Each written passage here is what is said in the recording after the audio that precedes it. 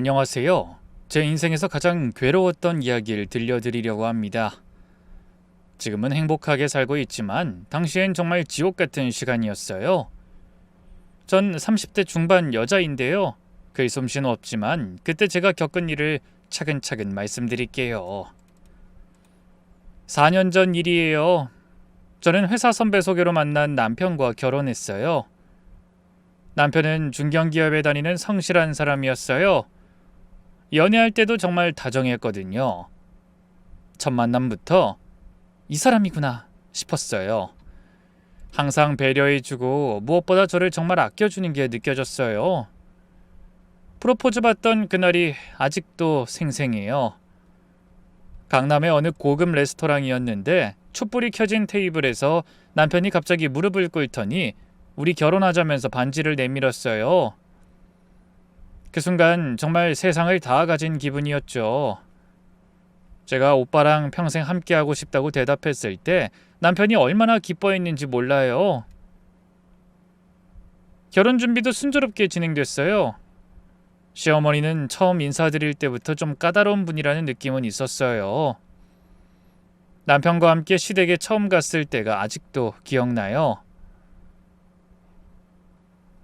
현관에서부터 긴장이 되더라고요. 어머님 안녕하세요. 처음 뵙겠습니다. 제가 정중하게 인사드리니까 시어머니가 절 위아래로 훑어보시는 게 느껴졌어요. 마치 품평하는 것 같은 시선이었달까요? 우리 아들이 좋은 여자 만났네. 근데 나이가 30이면 좀 늦은 편 아니야? 바로 이어서 나이 얘기를 하시는 거예요. 첫 만남에서부터 나이 얘기를 하시는 게 좀 부담스러웠어요. 거실에 앉아서 차를 마시면서도 계속 질문들이 이어졌죠. 부모님은 뭐 하시는 분들이야? 형제는 몇 명이고? 어느 대학 나왔어? 마치 면접을 보는 것 같았어요. 그러면서 중간중간 요즘 여자들은 결혼이 너무 늦어. 빨리 해야 아이도 낳기 좋은데 라고 하시더라고요. 아직 결혼도 안 했는데 벌써 아이 얘기까지 나오니까 당황스러웠어요. 특히 기억에 남는 건 요리는 할 줄 알아? 라고 물어보시는 거였어요. 간단한 건 할 줄 알아요. 제가 대답하니까 간단한 게 아니라 제대로 된 집밥을 해줄 수 있어야 해. 요즘 젊은 애들은 다 배달 음식만 시켜 먹는다던데 걱정이야. 라고 하시더라고요. 김치찌개나 된장찌개 정도는 끓일 줄 알아요. 제 대답을 듣고 그제야 좀 안심하시는 표정이었어요. 집에 돌아오는 길에 남편한테 물어봤죠. 오빠, 어머님이 좀 까다로우신 것 같은데. 엄마가 원래 좀 직설적이야. 이해해줘. 우리를 걱정해서 그러는 거야. 마음은 좋으신 분이야. 라고 남편이 말하더라고요. 그래서 저도 이해하려고 노력했어요. 두 번째 만날 땐 제가 직접 음식을 해서 가져왔죠. 잡채와 동그랑땡을 만들어서 갔는데 시어머니가 맛보시더니 괜찮네. 근데 간이 좀 세다. 다음엔 좀 더 담백하게 해봐. 라고 조언해 주시더라고요. 그때도 솔직히 좀 부담스러웠지만 그래도 관심 가져주시는 거라고 생각했어요. 결혼 날짜를 정할 때도 시어머니 의견이 많이 반영됐어요. 처음에는 가을쯤 하려고 했는데 너무 늦어. 5월로 앞당기자. 30 넘어서 결혼하는데 언제까지 미루려고 그래? 라고 하시더라고요. 남편도 엄마 말씀이 맞아. 우리 5월에 하자. 라면서 절 설득했죠. 예식장 고를 때도 드레스 고를 때도 시어머니가 함께 오셔서 이것저것 의견을 주셨어요. 이 드레스는 너무 노출이 심해. 신부가 이래서 되겠어? 저 드레스는 너무 화려하다. 차라리 단정한 게 나아. 결국 시어머니가 마음에 들어 하시는 보수적인 디자인으로 정했어요. 제가 처음에 마음에 들어 했던 드레스는 신부가 너무 튀어 보인다 라면서 반대하셨거든요. 하지만 그때는 시어머니가 좋은 며느리 만나서 기뻐. 우리 아들이 복이 많아. 라고 하시니까 감동이었어요. 까다로우시긴 하지만 나름대로 저를 인정해 주시는 것 같았거든요. 특히 우리 아들이 어릴 때부터 얼마나 좋은 아이였는지 몰라. 며느리한테도 잘할 거야. 라고 자랑하시는 모습을 보면서 정말 아들을 아끼시는 어머니시구나 싶었어요. 결혼식 준비 과정에서 몇 번 의견 충돌이 있긴 했지만 큰 문제는 없었어요. 한 번은 웨딩 촬영 장소를 놓고 의견이 달랐는데 요즘 젊은 애들은 왜 이렇게 화려한 걸 좋아해? 차라리 스튜디오에서 단정하게 찍는 게 낫지 않아? 라고 하시더라고요.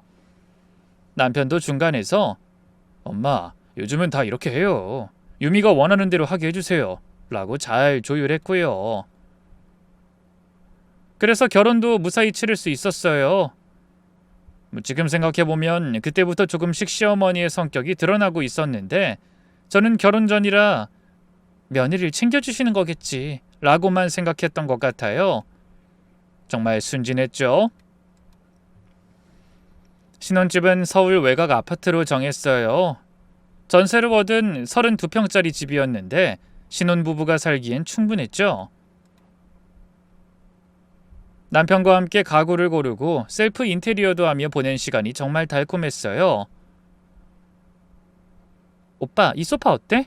색깔도 예쁘고 크기도 적당한 것 같은데. 남편이 베이지색 소파를 가리키면서 말했어요. 나중에 우리 아이가 이 소파에서 뛰어놀면 얼마나 좋을까? 라고 하더라고요. 그 말을 들었을 때 정말 가슴이 뛰었어요. 가전제품 고를 때도 남편이 미래를 생각해서 큰 걸로 골랐어요. 냉장고는 좀 큰 걸로 하자. 나중에 아이 이유식 재료도 많이 보관해야 하고 가족이 늘어나면 음식도 많이 해야 하잖아. 얼마나 아이를 원하는지 느껴져서 정말 감동이었죠. 우리 정말 행복한 가정 만들자. 아이들 웃음소리가 가득한 집으로. 남편이 그렇게 말할 때마다 가슴이 벅찼어요. 그때는 정말 남편이 완벽한 사람이라고 생각했죠. 신혼 첫 달은 정말 꿈 같았어요. 아침마다 남편이 먼저 일어나서 커피를 내려줬거든요. 오늘은 예쁜 하루 보내라고 특별 블렌드야. 침대로 가져다주는 커피 향에 잠이 확 깼어요. 출근 전엔 항상 현관에서 5분씩 떨어지지 않으려고 했죠. 한 번만 더 라고 하면서 뽀뽀를 몇 번씩 하고서야 겨우 헤어졌어요. 하지만 2달째부터 시어머니의 간섭이 시작됐어요. 처음엔 며느리 밥은 잘 챙겨 먹니? 라는 안부 전화였는데 점점 오늘은 뭐 해 먹었어? 로 바뀌더니 급기야 된장찌개에 두부는 넣었지? 호박은? 까지도 세세하게 물으셨어요. 어느 날은 예고도 없이 저 혼자 있는 집에 오셨죠. 초인종이 안 울려서 비밀번호 눌렀어. 제가 놀라자 가족끼리 뭘 그렇게 놀라? 라고 하시더라고요. 부엌을 둘러보시더니 싱크대에 그릇이 있네. 바로바로 치워야지. 라고 지적하셨어요. 냉장고를 열어보시고는 반찬이 이것밖에 없어? 우리 아들 제대로 먹이는 거 맞아? 한 번은 청소하는 걸 보시더니 한숨을 쉬셨죠. 요즘 애들은 청소도 제대로 못하는구나. 제가 어디가 더러운데요? 라고 물으니 화장실 타일 사이사이 때가 꼈잖아. 칫솔로 빡빡 문질러야 해. 거실 구석을 손가락으로 쓸어보시고는 먼지가 이렇게 많은데 청소했다고? 요리 간섭은 더 심했어요. 고기는 핏물을 완전히 빼야 해. 30분은 담가놔. 파는 흰 부분만 써. 초록 부분은 질겨. 계란찜에 새우젓을 넣어야 감칠맛이 나지. 제가 나름대로 요리에도 늘 뭔가 부족하다고 하셨어요. 나한테 요리 배워야겠구나. 주말에 와서 배워가. 그렇게 주말마다 시댁 방문도 의무가 됐어요. 일요일은 무조건 와야 해. 아침 일찍. 토요일 저녁에 친구를 만나는 것도 내일 시댁 가야 해서 일찍 들어가야 해. 라며 눈치 보며 자리를 떴어요. 일요일 아침 8시에 일어나서 준비하고 9시엔 출발해야 했죠. 시댁에 가면 제가 부엌 일을 다 해야 했어요. 며느리가 이런 건 배워둬야지. 전 부치고 나물 무치고 국 끓이고 시누이는 거실에서 TV 보고 있는데 저만 부엌에서 일했어요. 언니는 안 도와줘도 되나요? 라고 물으면 시어머니가 딸은 손님이야 라고 하시더라고요. 점심 먹고 설거지까지 끝내면 오후 3시, 그때부터 또 저녁 준비를 시작해야 했어요. 저녁은 좀 간단하게 하면 안 될까요? 간단하게? 가족이 모였는데 대충 먹자는 거야? 결국 저녁 7시까지 시댁에 있다 파김치가 되어서 집에 돌아왔죠. 오빠, 너무 힘들어. 매주 이렇게 해야 해? 제가 하소연하면 남편은 엄마가 외로우신가 봐. 조금만 참아줘. 라고 했어요. 예전엔 우리 주말엔 데이트하자. 라고 했던 사람이 이제는 엄마가 기다리시잖아. 라고 하니 서운했어요. 그 무렵부터 남편의 행동이 이상해지기 시작했어요.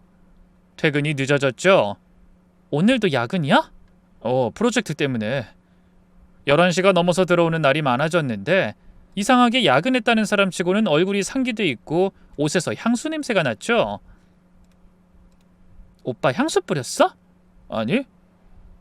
그 클라이언트가 향수를 많이 뿌렸나 봐. 하지만 남자 향수 냄새는 아니었어요. 은은한 꽃향기였죠. 샤워를 평소보다 오래 하고 핸드폰을 화장실까지 들고 가기 시작했어요. 침대에서도 변했어요. 예전엔 먼저 안아주던 사람이 이제는 피곤해, 먼저 잘게 라며 등을 돌렸어요. 제가 다가가면 내일 일찍 일어나야 된다며 피했고요. 주말 아침에 달콤한 브런치도 사라졌어요. 엄마네 가야 하니까 그냥 간단하게 먹자. 제가 어느 날 한 번은 오빠, 요즘 왜 이래? 예전 같지 않아. 라고 말하니 무슨 소리야, 똑같은데 라며 대답하는 중에도 남편은 핸드폰하며 제 눈을 마주치지 않았어요. 퇴근 후 술 냄새도 잦아졌어요. 또 회식이었어? 팀원들이랑. 하지만 택시 영수증을 보니 강남에서 우리 집까지. 남편 회사는 여의도인데 왜 강남에서 택시를 탔을까요? 한 번은 남편이 샤워하는 동안 핸드폰에 메시지가 왔어요. 오늘도 즐거웠어. 다음엔 더 오래 있고 싶어. 발신전엔 거래처 김과장으로 저장돼 있었지만 하트 이모티콘이 가득했죠. 거래처와 이런 메시지를 하나요? 그런데도 저는 모른 척했어요. 아니, 믿고 싶지 않았어요. 우리의 달콤했던 신혼의 추억들, 영원히 사랑하겠다던 약속들이 모두 거짓이 될까봐 무서웠거든요. 그저 일시적인 거라고, 곧 예전처럼 돌아올 거라고 스스로 위로했어요. 결혼한 지 3개월쯤 됐을 때였어요. 추석이었는데 시댁에 인사드리러 갔어요. 큰아버님, 작은아버님 가족들이 다 모여서 분위기가 화기애애했어요. 큰어머니는 저를 반겨주시면서 새며느리 왔다고 하시고 시누이들도 언니라고 부르면서 친근하게 대해줬어요. 처음엔 정말 좋았어요. 근데 식사 중에 시어머니가 갑자기 말씀하시더라고요. 우리 며느리는 언제 좋은 소식 들려줄 거니? 결혼한 지도 벌써 3개월이 다 돼간다. 그 순간 전 당황해서 수저를 떨어뜨릴 뻔했어요. 아직 신혼이라고 하니까. 요즘은 결혼하자마자 임신하는 애들도 많다더라. 우리 옆집 며느린 신혼여행에서 바로 생겼다는데. 시어머니 말씀에 다른 가족들도 웃으면서 거들었어요. 요즘 애들 너무 늦게 낳는다고. 30 넘어서 결혼했으면 더 서둘러야 하는 거 아니냐고 하면서요. 그때 남편이 절 도와줬죠. 엄마, 아직 신혼인데 뭘 그렇게 재촉해. 자연스럽게 되는 거야. 하지만 남편 얼굴을 보니 왠지 어색해 보였어요. 뭔가 부담스러워하는 것 같기도 하고 땀도 살짝 나는 것 같았죠. 그때는 그냥 부모님 앞에서 그런 얘기가 나와서 민망해하는 줄 알았어요. 자연스럽게 되는 거긴 한데 너희도 이제 마음 단단히 먹고 준비해. 나이가 나이잖아. 시어머니는 절 보시면서 끝까지 말씀을 놓지 않으셨어요. 그날 집에 돌아오는 길에 남편한테 물어봤어요. 오빠, 어머님 말씀처럼 우리 정말 아이 갖는 거 생각해봐야 하는 거 아니야? 아직은 좀. 우리끼리 더 지내다가 천천히 하자. 뭐 그렇게 급할 거 없잖아. 그렇게 대답하는 남편은 뭔가 어색해 보였어요. 피하는 것 같다고 해야 하나? 혹시 아이 갖기 싫으냐고 물어보니 그런 게 아니라 아직 우리 둘만의 시간을 더 갖고 싶어서라고 하더라고요. 그렇게 말하면서도 남편은 핸드폰만 계속 만지작거리더라고요. 뭔가 집중이 안 되는 것 같았어요. 그 후로도 시어머니는 만날 때마다 아이 얘기를 하셨어요. 전화할 때도 마찬가지였고요. 며느리야, 요즘 몸은 어떠니? 좋은 소식은 아직이야? 처음엔 그게 관심이라고 생각했는데 점점 부담스러워지더라고요. 일주일에 한 번은 꼭 그런 전화가 왔어요. 결혼한 지 6개월이 지나니까 더 노골적으로 말했죠. 우리 며느리 혹시 몸에 어디 이상한 데 없니? 요즘 젊은 애들이 다이어트 너무 심하게 해서 생리불순 온다고 하더라. 아니에요, 어머님. 저 건강해요. 그럼 뭐가 문제야? 신혼 때 안 되면 언제 되는데? 그래서 늘 시어머니와 대화하면 정말 답답했어요. 그럴 때마다 남편한테 얘기했죠. 오빠, 어머님이 자꾸 그러시는데 어떡해. 너무 부담스러워. 그냥 무시해. 엄마가 원래 좀 성급한 거 너도 잘 알잖아. 그런데 이상한 건 남편은 시어머니한테 따로 얘기하지 않더라고요. 보통 남편이 어머님한테 너무 재촉하지 말라고 한마디만 하면 될 텐데 왜 그러지 않는 건지 궁금했어요. 그렇게 결혼 1년째 되던 해 설날이었죠. 그날은 정말 잊을 수 없었어요. 온 가족이 모인 자리에서 시어머니가 아예 대놓고 말씀하시더라고요. 우리 며느리 이제 병원 한번 가봐야 하는 거 아니니? 1년이나 됐는데 소식이 없으면 뭔가 이상한 거 아니야? 어머님! 하고 제가 깜짝 놀라서 소리쳤어요. 친척들이 다 있는 자리에서 그런 말씀을 하시니 정말 부끄러웠죠. 얼굴이 빨개져서 어디를 봐야 할지 모르겠더라고요. 병원은 왜요? 아직 저희 결혼한 지 1년밖에 안 됐어요. 1년이 밖에야? 요즘 애들은 결혼하고 반년만 지나도 생기는데 뭘 그렇게 여유 부리고 있어? 그때 큰어머니가 끼어드셨어요. 맞아. 우리 딸도 신혼여행에서 바로 생겼어. 건강하면 금방 되는 건데 뭔가 문제가 있는 거 아닌가? 시어머니는 고개를 끄덕이며 혹시 몸에 이상이 있는 건 아닌지 확인해봐야 하는 거 아니냐고 계속 말씀하시는데 그 순간 정말 땅에 꺼지고 싶었어요. 작은 어머니도 거들면서 요즘은 젊은 사람들도 이상한 병이 많다고 빨리 확인해보는 게 좋을 것 같다고 하시더라고요. 남편이 입을 열었어요. 엄마 그런 말씀 그만하세요. 아직 우리가 준비가 안 됐다고 하잖아요. 준비가 뭐가 필요해? 건강하면 되는 거지. 시어머니가 막무가내로 말씀하시니까 남편이 그냥 좀 더 시간을 달라고 대답했어요. 남편 목소리엔 짜증이 섞여 있었죠. 근데 그 짜증이 시어머니한테 향한 게 아니라 마치 저한테 향하는 것 같았어요. 그날 집에 돌아와서 남편과 크게 싸웠어요. 오빠, 오늘 어머님 말씀 너무 심한 거 아니야? 친척들 앞에서 그런 얘기를 어떻게 해? 엄마도 답답해서 그러는 거야. 우리가 좀 이해하자. 이해는 무슨 이해야. 나한테만 병원 가라고 하는 게 이해가 되냐고. 그럼 오빠도 같이 검사 받으러 가. 그 순간 남편 표정이 확 변했어요. 자기는 아무런 문제가 없다고 하더라고요. 그걸 어떻게 알아? 검사도 안 받아놓고 그런 말을 해? 제가 황당해하자 남편은 남잔 그런 거 잘 없다면서 보통 여자 쪽 문제인 경우가 많다고 하더라고요. 전 어이가 없어서 요즘은 남자 쪽 문제도 많다고 반박했어요. 아무튼 난 괜찮으니까 너만 시간 될 때 검사 받아봐. 엄마가 계속 말씀하시잖아. 라고 남편이 화를 내더라고요. 전 왜 화를 내는지 이해할 수 없었어요. 부부가 함께 검사 받자는 게 그렇게 이상한 얘기인가요? 오히려 함께 받는 게 더 정상적인 거 아닌가요? 그 후로 시어머니의 압박은 더욱 심해졌어요. 며느리야, 산부인과 예약 잡았니? 우리 집 근처에 유명한 데가 있다고 하던데 잡아줄까? 그 혹시 해서 말하는데 살 뺀다고 약 같은 거 먹지 마라. 그런 거 절대 하면 안 돼. 어머님 그만요. 스트레스 받으면 임신 더 안 돼요. 제가 화를 내자 시어머니는 황당한 듯 대답하셨어요. 스트레스 받지 마라. 너는 왜 그렇게 예민하니? 정말 아이러니했어요. 자기가 스트레스 주면서 스트레스 받지 말라고 하시다뇨. 매일같이 오는 전화에 제 정신이 하나씩 갈려나가는 기분이었어요. 직장에서도 집중이 안 되고 밤에는 잠도 제대로 못 잤어요. 시어머니 전화 올까봐 핸드폰만 보게 되고 생리때가 되면 더 우울했어요. 또 안 됐구나 하는 생각에 눈물이 나더라고요. 동료들도 제가 많이 예민해졌다고 하더라고요. 결국 저는 산부인과에 갔어요. 혼자서요. 남편은 자기는 회사 일이 많아서 시간을 못 뺀다고 혼자 갔다 오라고 하더라고요.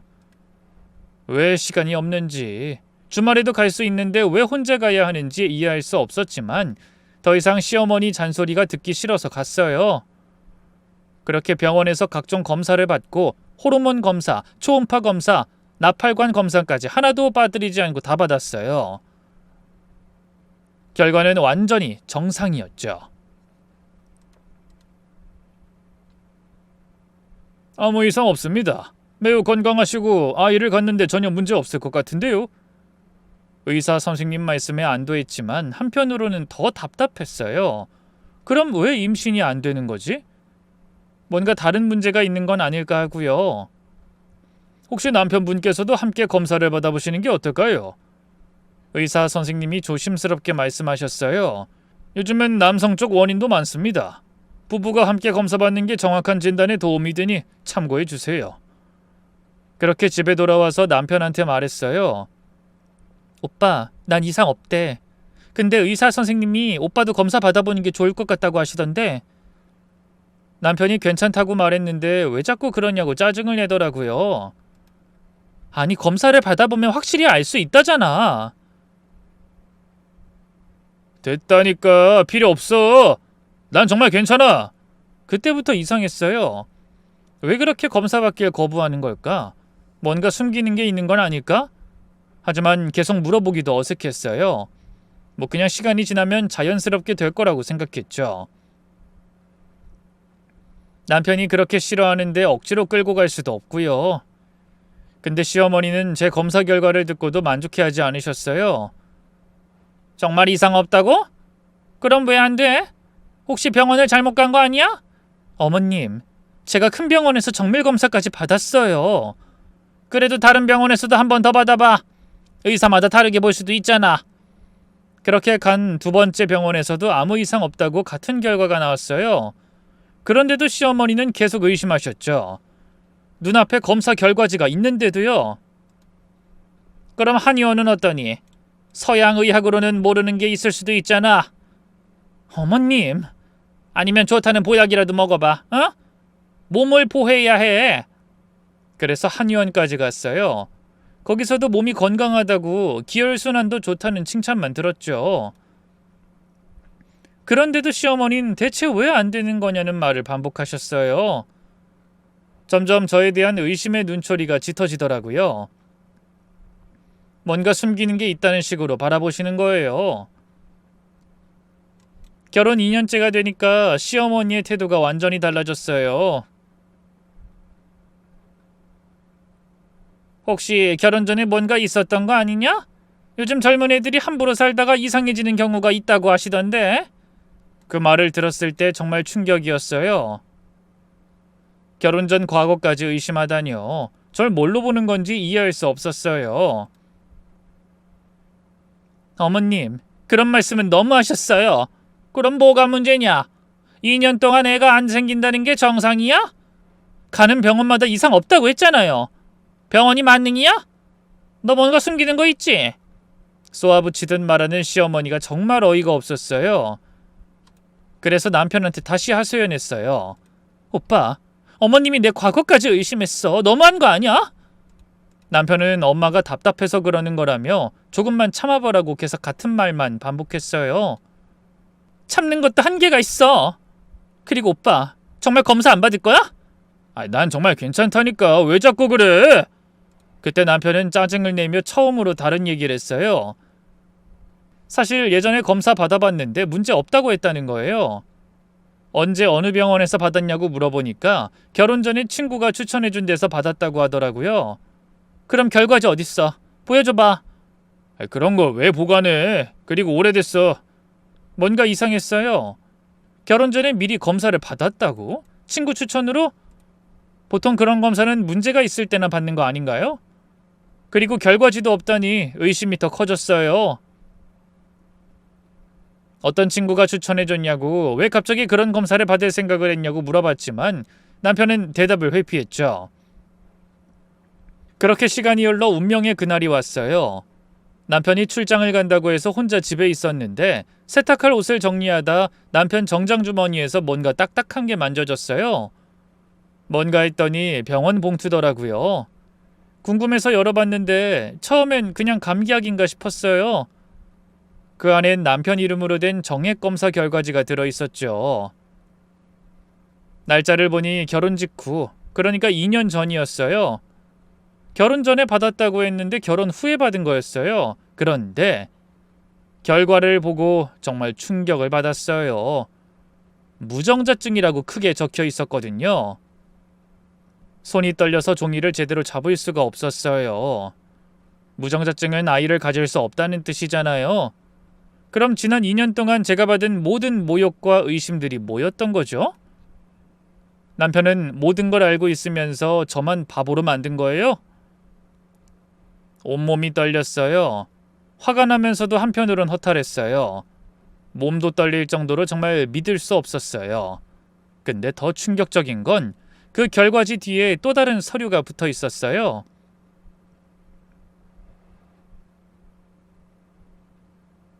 다른 여자 이름으로 된 임신 확인서였죠. 날짜를 보니 최근이었어요. 이름도 제가 본 적 없는 여자 이름이었어요.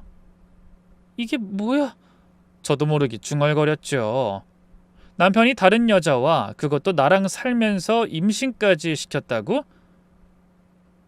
그럼 무정자증은 거짓말이라는 뜻인가요? 아니면 이 임신 확인서가 가짜인 건가요?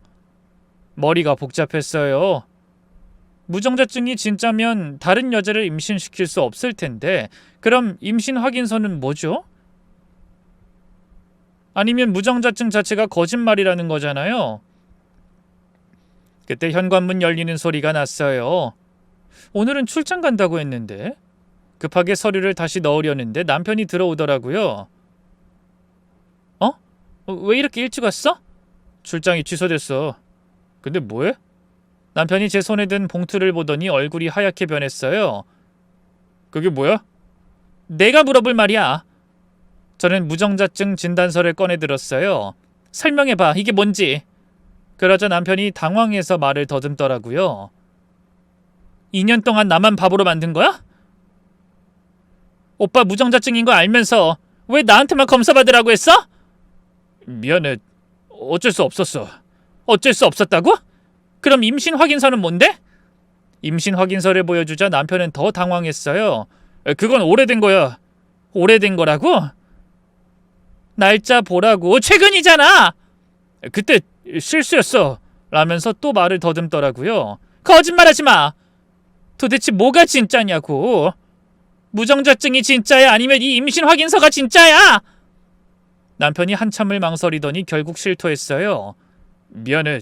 무정자증은 가짜야. 뭐라고? 제가 놀라서 물어봤어요. 2년 전에 엄마가 하도 재촉해서 검사받았어. 결과는 정상이었는데 가짜 진단서를 만들었어. 가짜를? 왜? 그 여자 때문이었어. 임신 확인서에 있는 그 여자. 그래서 최근에 낙태하고 헤어졌는데 만약 네가 임신하면 그 여자가 찾아올까봐 무서웠어.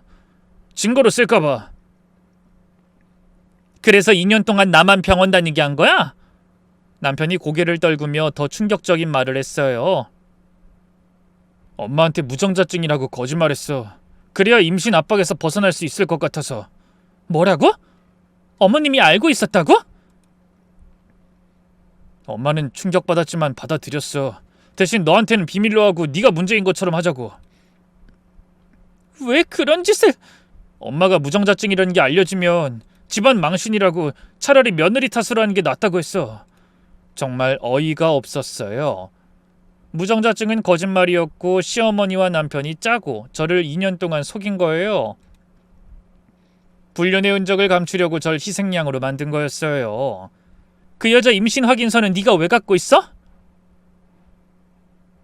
병원비를 내가 냈거든. 증거 인멸하려고 가져왔는데 버리지 못했어. 그 순간 2년 동안 제가 받은 모든 고통이 헛것이었다는 걸 깨달았어요. 시어머니의 모욕, 친척들 앞에서 받은 수치, 병원 검사들, 모든 게 그들의 계획된 거짓말이었어요. 온몸이 떨렸어요. 그래서 어머니가 그렇게 확신에 차서 나만 병원 보냈구나. 모든 퍼즐이 맞춰졌어요. 시어머니가 유독 저에게만 독하게 굴었던 이유, 남편이 검사를 그토록 거부했던 이유, 전부 무정자증이라는 거짓말을 지키기 위해서였어요. 미쳤구나 정말. 집안 체면 때문에 날 2년 동안... 남편이 무릎 꿇고 사과했지만 이미 늦었어요. 2년 동안의 상처가 어떻게 하루아침에 지워지겠어요? 거짓말로 시작해서 거짓말로 유지된 결혼이었던 거예요. 그날 밤 저는 잠을 한숨도 못 잤어요. 이 모든 상황을 어떻게 해야 할지 머리가 아팠죠. 하지만 한 가지는 확실했어요. 더 이상 이런 거짓된 삶은 살 수 없다는 거였어요. 다음날 시댁에 가서 모든 걸 다 털어놨어요. 어머님, 할 말 있어요. 전 차분하게 말했죠. 그리고 시어머니와 남편이 앉아있는 상황에서 무정자증 진단서를 꺼내놨어요. 서류를 테이블 위에 올려놓는 순간 시어머니 얼굴이 굳어졌죠. 오빠가 무정자증인 거 알고 계셨잖아요. 정적이 흘렀어요. 남편은 고개를 떨구고 있었고 시어머니는 어떻게 대답해야 할지 모르는 표정이었죠. 어떻게 알았니? 시어머니의 목소리가 떨리는 게 느껴졌어요. 어제 알았어요. 2년 동안 저만 바보였네요? 아이, 그게... 어머님, 왜 제게만 병원 가라고 하셨어요? 왜 저만 바보 만드셨어요? 시어머니가 한참을 망설이더니 말하더라고요. 미안하다. 하지만 어쩔 수 없었어. 만약 네가 알았다면 어떻게 됐을 것 같니? 그럼 어떻게 됐을 거라고 생각하셨는데요? 아마 우리 아들과 헤어졌을 거잖니. 정말 어이가 없었어요. 자기들이 편하자고 절 속인 거였어요. 그래서 2년 동안 절 괴롭히신 거였어요? 애 못 낳는 년이라고 하시면서? 정말 미안해. 이제라도 방법을 찾아보자. 저는 임신 확인서를 꺼내들었어요. 오빠, 이거 어머님한테 설명해봐. 시어머니가 그 서류를 보더니 이게 뭐냐고 놀라시는 거예요. 오빠가 최근에 다른 여자 임신시켰다는 서류예요. 그 순간 남편 얼굴이 더욱 하얗게 변하더라고요. 어머님, 사실 오빠 무정자증 거짓말이었어요. 저는 폭탄 선언을 하면서 남편이 최근까지 다른 여자와 만났고 임신까지 시켰다고 말했어요. 뭐라고? 시어머니가 남편을 노려보며 이게 뭐냐고 소리치셨죠. 엄마, 그건... 남편이 또 변명하려 하자 시어머니가 화를 냈어요. 미친 거 아니야? 다른 여자를 임신시켜놓고 무정자증이라고 거짓말을 해? 너 정말 인간이니? 그제야 시어머니는 모든 걸 알게 된 것 같았어요. 아들이 무정자증인 줄만 알았지 불륜을 감추기 위한 거짓말까지는 몰랐던 거였어요. 엄마, 설명할게. 남편이 말하려 하니까 설명은 무슨 설명이야? 너 때문에 며느리가 얼마나 고생했는데! 라고 시어머니가 화를 내는 걸 보니 조금 의외였죠. 하지만 이미 늦었어요. 2년 동안의 상처는 쉽게 지워지지 않으니까요. 시어머니가 아무리 화를 내셔도 이미 돌이킬 수 없는 강을 건넌 기분이었어요. 이제 와서 화내봤자 무슨 소용이 있겠어요. 이미 다 끝난 일인데. 제가 차갑게 말했어요. 시어머니는 당황한 듯 손을 비비며 정말 미안해. 내가 몰랐어. 라고 급하게 변명하시더라고요. 아들이 불륜까지 저지른 건 정말 모르셨나 봐요. 하지만 무정자증인 건 알고 계셨잖아요. 제가 따지듯 물었어요. 그건 그렇지. 시어머니가 말끝을 흐리며 시선을 피하시는 걸 보니 여전히 자신의 잘못을 인정하고 싶지 않으신 것 같았어요. 2년 동안 저를 불임 취급하며 괴롭힌 건 정당했다고 생각하시는 거겠죠? 더 이상 이 사람들과 대화할 가치를 못 느꼈어요. 이혼할게요. 제가 담담하게 선언하자 시어머니와 남편이 동시에 흠칫했어요. 뭐? 이혼이라고? 시어머니가 믿을 수 없다는 듯 되물으셨죠. 네, 더 이상 이런 집에서 살 수 없어요. 사실 그 순간 이미 마음속으론 모든 게 정리된 상태였어요. 무정자증 진단서를 발견한 순간부터 이 결혼은 끝난 거나 마찬가지였죠. 다만 입 밖으로 꺼내는 시간이 필요했을 뿐이에요. 여보, 잠깐만 다시 생각해봐. 우리가 잘못했지만 그래도 어떡하겠어? 라고 남편이 말하더라고요. 급하게 제 팔을 잡으려고 하는 남편의 손을 뿌리쳤어요. 잘못했다고 다 되는 게 아니에요. 2년 동안 절 속이고 괴롭혔는데 어떻게 다시 믿어요? 하지만 가정이란 게 원래 그런 거 아니야? 서로 이해하고 넘어가는 거지. 라고 남편이 또 말하더라고요. 됐어요. 이미 결정했어요. 그 순간 시어머니가 갑자기 돌변하더라고요. 그래? 그럼 이혼해! 소리를 지르시더라고요. 뭐가 아쉬워서 문제 있는 년을 우리가 붙잡고 있어? 나가라 그래! 아까까지 미안하다던 분이 갑자기 본색을 드러내더라고요. 역시 가식이었구나 싶었어요. 어머님, 지금 뭐라고 하신 거예요? 문제 있는 년이요? 목소리에 분노가 담겨 있었어요. 우리 아들이 무정자증이어도 네가 정말 건강했다면 기적이라도 일어났을 텐데 병원에서 이상 없다고 했지만 뭔가 숨겨진 문제가 있는 거 아니야? 정말 말이 안 되는 소리였어요. 근데 방금 전에 무정자증이 거짓말이라는 걸 아셨잖아요. 그럼 제가 문제가 아니라는 것도 아시잖아요. 그러자 시어머니가 더욱 화를 내더라고요. 어쨌든 2년 동안 애가 안 생긴 건 사실 아니야? 완전히 정상이었다면 방법이라도 있었을 거야. 정말 끝까지 억지를 부리시는 거였어요. 이번 주 내로 갈라서라. 우리 집 망치지 말고. 그 말을 듣는 순간 오히려 속이 시원했어요. 좋아요, 그렇게 하겠어요. 저는 차분하게 대답했죠. 대신 위자료는 제대로 받을 거예요. 정신적 피해 보상까지 해서요. 시어머니가 갑자기 끼어들더라고요. 위자료는 무슨 위자료야? 뭘 잘했다고? 뭘 잘했냐고요? 2년 동안 거짓말에 속아서 모욕당한 게 제 잘못이에요? 그러니까 처음부터 네가 더 적극적이었으면 이런 일도 없었을 거야! 라고 시어머니가 또 우기시더라고요. 정말 대화가 안 되는 분이었어요. 이혼 절차는 생각보다 빨리 진행됐어요. 남편 측에서도 빨리 정리하고 싶어 했거든요. 변호사 선임하고 서류 준비하는 과정에서 남편이 몇 번 연락 왔어요. 여보, 정말 이혼할 거야? 다시 한번 생각해보자. 정 안 되면 입양해서라도 가정 꾸리면 되잖아. 저는 어이가 없어서 그 뒤로 남편 번호를 차단시켰어요. 나중에 들은 얘기로는 남편이 그 불륜 여자한테 연락했는데 그 여자는 이미 다른 남자와 만나고 있었다고 하더라고요. 누구세요? 연락하지 마세요. 라고 그 여자가 오히려 차갑게 대했다는 소식까지 들렸어요. 참 아이러니했어요. 절 버리고 그 여자를 택하려고 했는데 정작 그 여자는 남편을 원하지 않았던 거죠. 정말 자업자득이라는 말이 딱 맞는 상황이었어요. 위자료도 제법 받았어요. 변호사가 잘해줘서 불륜과 정신적 피해에 대한 보상을 받을 수 있었어요. 무정자증으로 거짓말한 것, 2년간 시어머니의 모욕을 방관한 것. 모든 게 증거가 됐어요. 남편도 잘못을 인정할 수밖에 없었고요. 이혼하고 나니까 정말 홀가분했어요. 더 이상 시어머니 눈치 볼 필요도 없고 거짓말쟁이 남편과 살 필요도 없고, 물론 처음엔 좀 우울했어요. 결혼 실패에 대한 자책감도 있었고요. 세상 사람들이 저를 어떻게 볼까 하는 걱정도 있었어요. 이혼 절차가 끝나고 혼자가 되었을 때 처음엔 해방감보다 공허함이 더 컸어요. 매일 아침 혼자 일어나는 게 익숙하지 않았고 텅 빈 집이 너무 조용해서 일부러 TV를 켜놓고 지냈어요. 회사에서도 요즘 왜 그렇게 수척해졌어? 라는 말을 자주 들었죠. 김대리, 점심 같이 먹어요. 동료들이 불러도 혼자 있고 싶어서 먼저 가세요. 라고 했어요. 이혼했다는 사실을 아직 말하지 못했거든요. 손가락에 텅 빈 반지 자국을 보며 복잡한 감정이 들었어요.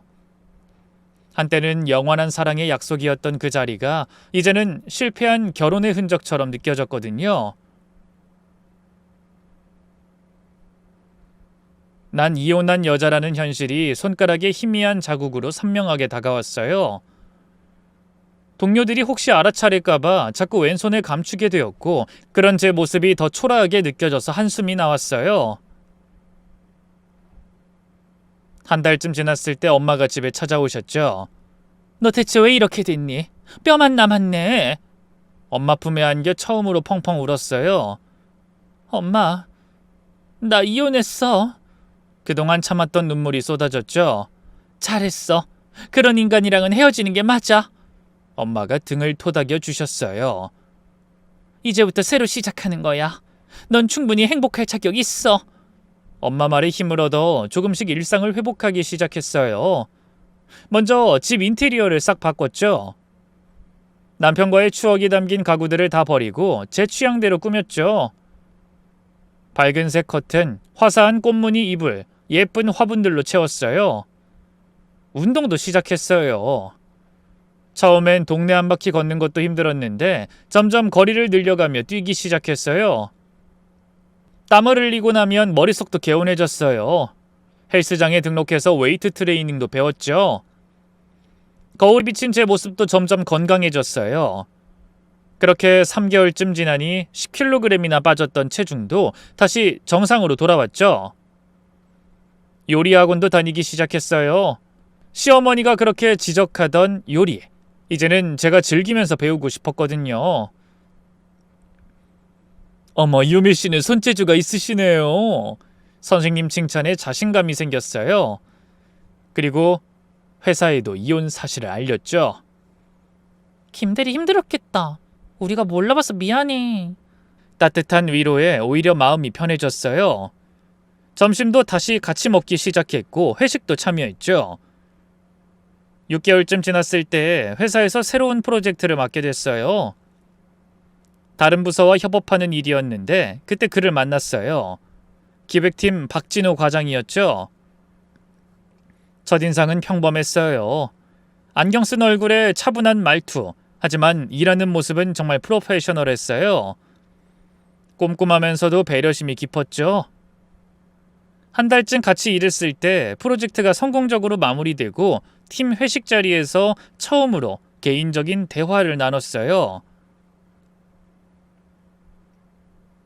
김 대리님은 주말에 뭐 하세요? 요즘은 운동이랑 요리 배우고 있어요. 저도 요리 좋아하는데 혹시 맛집 좋아하세요? 자연스럽게 주말에 맛집 탐방을 하게 됐어요. 처음엔 정말 동료로서 만났는데 대화가 잘 통했죠. 사실 저 이혼했어요. 3번째 만남에서 고백했어요. 숨기고 싶지 않았거든요. 아, 그러셨군요. 그는 놀라지 않고 담담하게 받아들였어요. 저도 비슷한 경험이 있어요. 3년 전에 파혼했거든요. 서로의 상처를 이해할 수 있어서 더 편했어요. 과거는 과거일 뿐이에요. 중요한 건 현재죠. 조심스럽게 마음을 열어갔어요. 유미씨, 저랑 정식으로 만나주실래요? 2달쯤 지났을 때 진우씨가 고백했어요. 다시 누군가를 믿는다는 게 무서웠지만 용기를 냈죠. 진우씨는 정말 달랐어요. 약속 시간에 늦은 적이 없었고 거짓말도 하지 않았어요.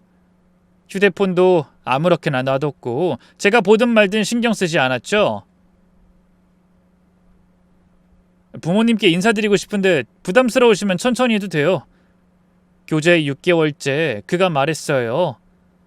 아니에요. 저도 인사드리고 싶어요. 새 시어머니를 만나러 가는 날 손에 땀이 났어요. 또 나이 많다고 뭐라 하시면 어떡하지? 하지만 걱정은 기우였어요. 어머, 이렇게 예쁜 분이랑 사귀고 있었구나. 따뜻하게 맞아주셨어요. 나이? 그게 뭐가 중요해. 우리 아들이 좋다는데. 어머님, 사실 제가 이혼 경력이... 아이고, 그런 건 말 안 해도 돼. 과거가 뭐가 중요해. 지금 행복하면 됐지. 시아버지도 마찬가지였어요. 아버지라고 편하게 불러. 우리 아들 잘 부탁해. 진짜 가족이 된 기분이었죠. 조촐한 결혼식을 치르고 신혼집은 제가 어릴 때부터 살고 싶었던 동네로 정했어요. 남양이라 햇살이 잘 들어오는 아담한 집이었죠. 남편이 베란다에서 여보, 여기 전망이 정말 좋다. 라며 감탄하는 모습을 보니 저도 덩달아 행복했어요. 전 남편은 집 위치부터 시어머니 의견대로 정했었는데 이번엔 온전히 저희 부부가 원하는 곳을 고를 수 있다는 게 꿈만 같았죠.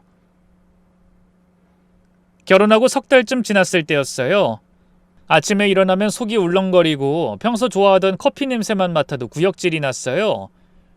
설마 하는 마음에 퇴근길에 약국에 들러 임신 테스트기를 샀죠. 화장실에서 떨리는 손으로 확인하는데 선명한 두 줄이 나타났어요. 남편에게 조심스럽게 말하자 그는 저를 안아들고 빙글빙글 돌았죠. 정말? 정말이야? 우리 아기가? 눈물을 글썽이며 기뻐하는 모습에 저도 울컥했어요. 전 남편은 아이 얘기만 나와도 불편해하고 화제를 돌렸는데 지금 남편은 진심으로 기뻐하니 이게 정상적인 반응이구나 싶었죠. 시부모님께 전화드리니 너무 기뻐하셔서 바로 달려오셨어요. 아이고, 우리 손자가 생긴다니 어떻게 이런 기쁜 일이? 시어머니는 제 손을 꼭 잡고 눈물까지 글썽이셨어요. 이제부턴 무리하면 안 돼. 무거운 건 들지도 말고.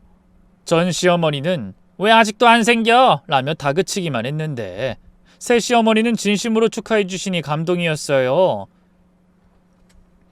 입덧이 시작되면서 고생이 이만저만이 아니었어요. 하지만 남편이 정말 잘 챙겨줬죠.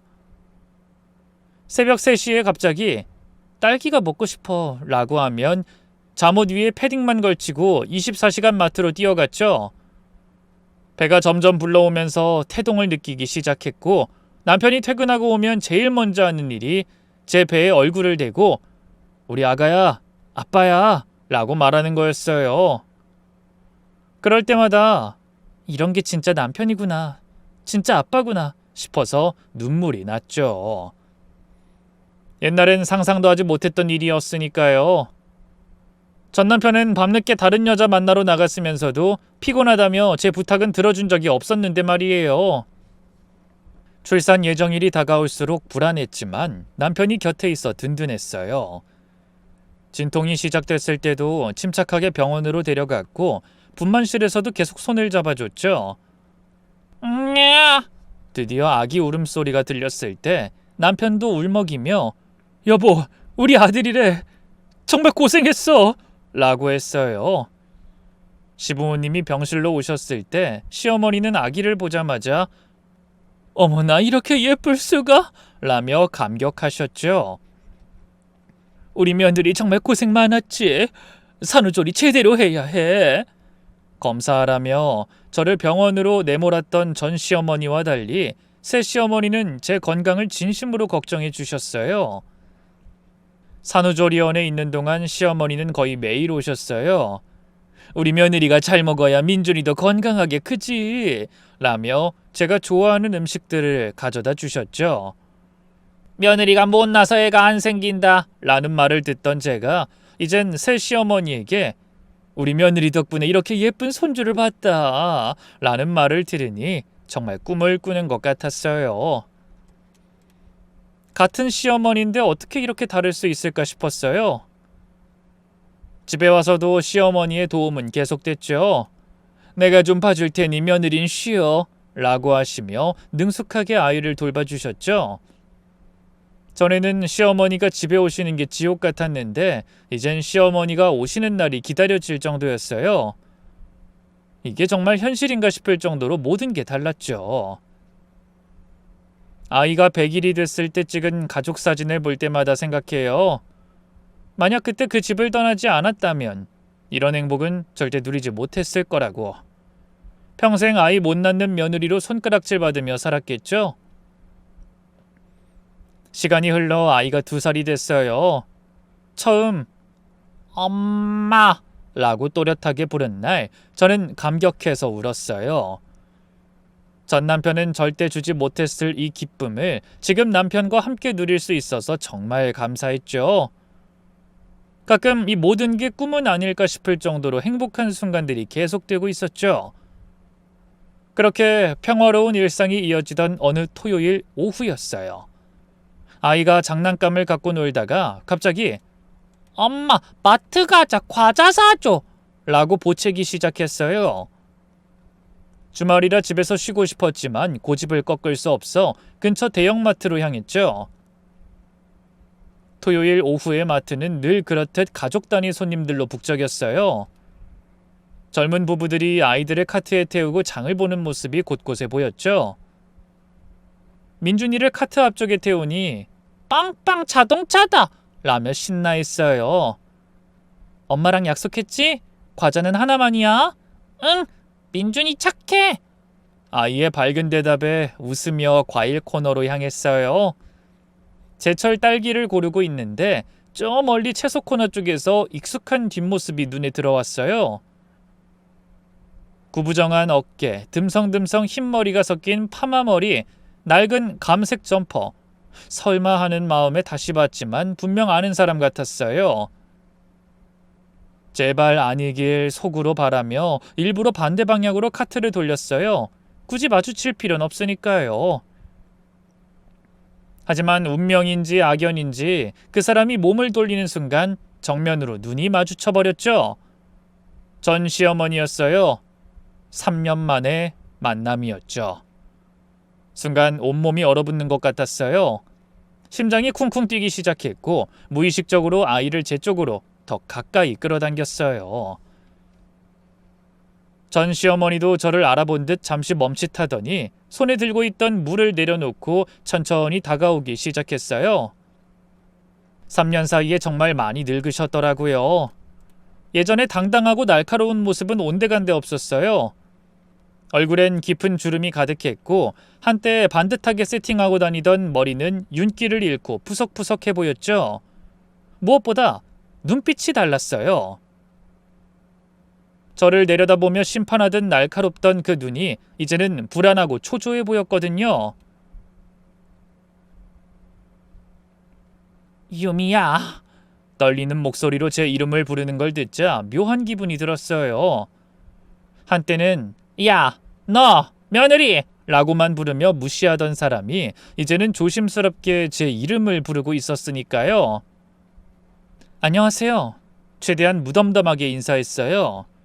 더 이상 이 사람에게 상처받고 싶지 않았거든요. 전 시어머니의 시선이 제 옆으로 향하는 걸 느꼈어요. 카트를 보더니 표정이 복잡해졌죠. 가족용 대용량 우유, 아이 과자, 기저귀 등 누가 봐도 행복한 가정의 장보기 카트였으니까요. 그때 아이가 장난감 자동차를 떨어뜨렸어요. 엄마, 민준이 자동차! 그 순간 전 시어머니의 얼굴이 하얗게 질리는 게 보였어요. 믿을 수 없다는 표정으로 민준이를 뚫어지게 바라보더니 입술이 파르르 떨리기 시작했어요. 손에 들고 있던 장바구니가 바닥에 떨어질 정도로 충격을 받은 것 같았어요. 저 아이가 네 아들이니? 간신히 나온 목소리는 거의 들리지 않을 정도로 작았어요. 네, 제 아들이에요. 2살이죠. 담담하게 대답했지만 속으론 복잡한 감정이 소용돌이쳤어요. 2년 동안 저를 부림 취급하며 온갖 모욕을 줬던 사람 앞에서 건강하고 예쁜 아들과 함께 서 있다는 게 너무나 아이러니했거든요. 시어머니는 아이를 보며 말을 잇지 못했어요. 아이의 까만 눈동자, 오뚝한 코, 건강하게 빛나는 얼굴, 누가 봐도 정상적이고 건강한 아이였죠. 그것도 제가 낳은.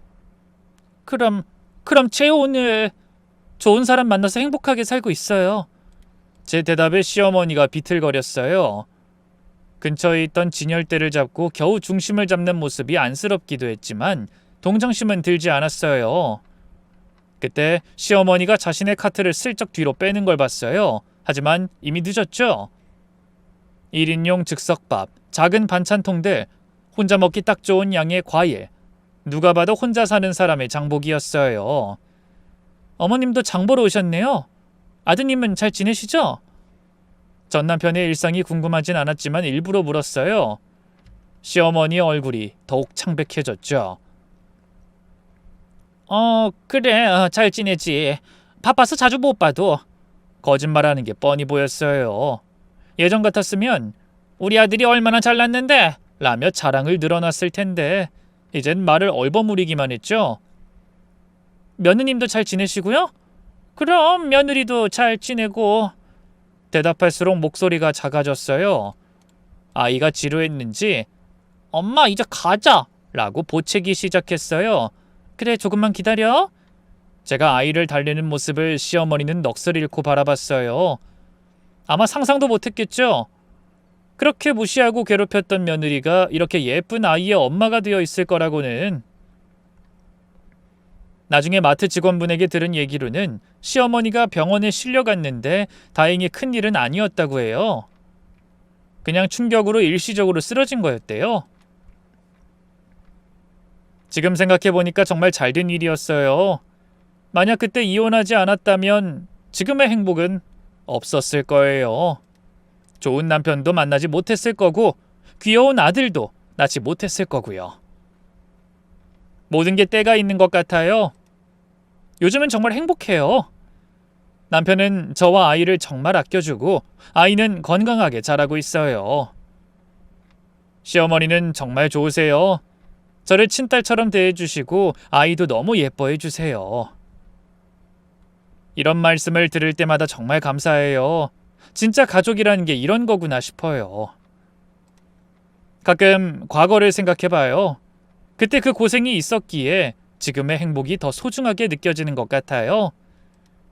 그리고 사람을 볼 줄 아는 눈도 생겼고요. 결혼을 앞두고 계신 분들, 연애 중이신 분들께 한 가지 꼭 말씀드리고 싶은 게 있어요. 상대방이 뭔가 숨기는 게 있다 싶으면 반드시 확인해 보세요. 설마 하는 마음에 넘어가지 마시고요. 그리고 시댁에서 부당한 대우를 받으신다면 절대 참지 마세요. 당신이 잘못한 게 아니에요. 긴 이야기 들어주셔서 감사합니다. 모두 행복하세요.